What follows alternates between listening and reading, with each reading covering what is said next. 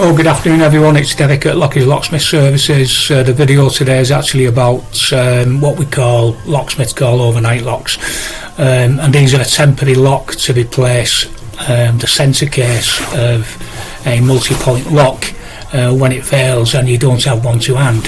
So an example of this is most multi-point locks, and it's called a multi-point lock because it locks in multiple places.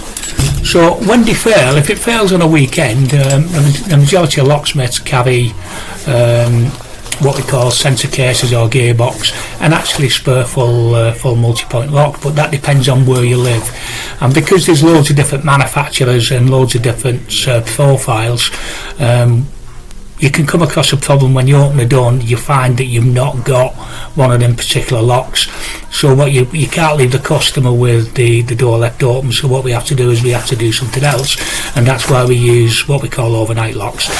So basically, when this is what fits into the door, and there's other points, top and top and bottom. So when it fails, we open the door, we take this out, and on a lot of them you can see there's actually rivets, but on a lot we can just change the sensor case. So there's normally screws that we can undo and we can put a new sensor case on. This is actually another set, and this is one of them where without a lot of difficulty you can't change the sensor case, so really you've got to take this out and order another one. So what do we do to keep the customer locked up? Okay, so what we do is we replace the sensor bit with what we call an overnight lock. So you can get designated overnight locks. So just let me put this down out of the way.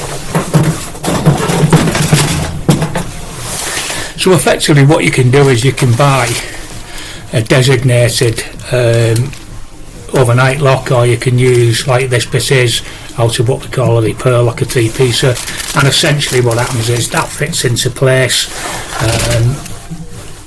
and it'll work for locking the customer up overnight. They'll be able to lose it, lock and close it, but it'll only be closed on the bolts.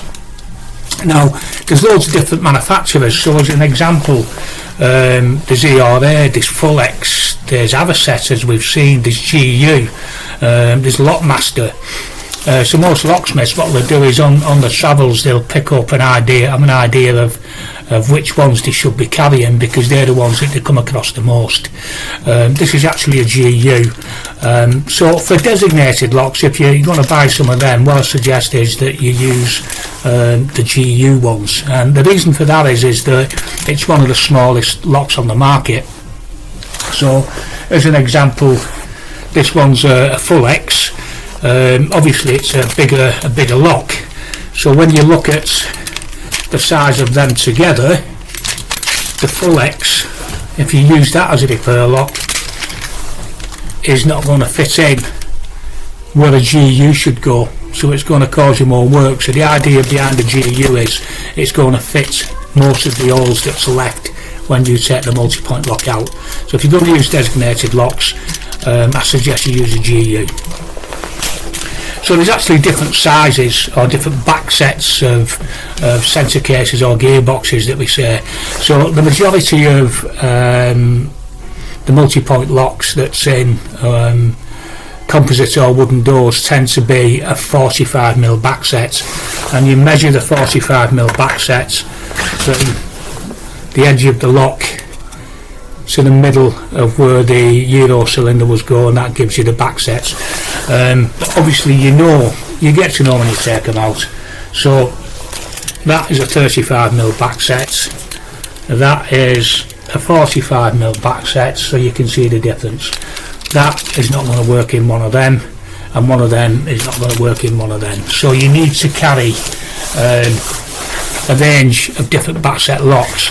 The 35mm back set lock, which is this GU one here, is about, if there isn't an average, but it's a national average, so the majority of the doors you'll come across will actually be a 35mm back set lock, but you can also get them in a 28mm back set, a 30mm back set, 45 and a 55, and there is some odd variations of that as well. So what do I carry?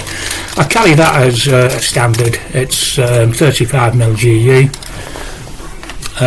but on the market now is these. So what happens is you can buy these relatively less expensive than the designated lock, interlocks, INTO locks, interlocks, sell them. They come in different sizes, so that's a 30mm one, that's a 35, so it's a little bit wider than the other one, and there's the 45mm back sets version of that. So using these, you shouldn't get caught out with any. The other thing to be wary of is that there is some locks like this that's on the market, but to be careful of is where the handles actually fit. So the distance between the middle of the spindle to the middle of the lock is actually called a PZ. I don't know why it's called a PZ. I've looked into it and I couldn't find out why it's called a PZ, but we call it a PZ. So essentially, if you're going to get overnight locks, what you need is you need the PZ to be 92 basically, because that's the, if there is an average, that's a national average of the majority of doors in the UK will be a 92 PZ. So that's what we use. So the majority of the times what we'll do is we'll open the door. If it's one like an set that we haven't got, we've got to wait to get another one or order one, what we'll do is we'll put an overnight lock in so that the customer, you can see the bolt there, be able to lock the door overnight as a temporary measure until we can get back to replace the full lock. I hope that is a decent explanation. Thank you.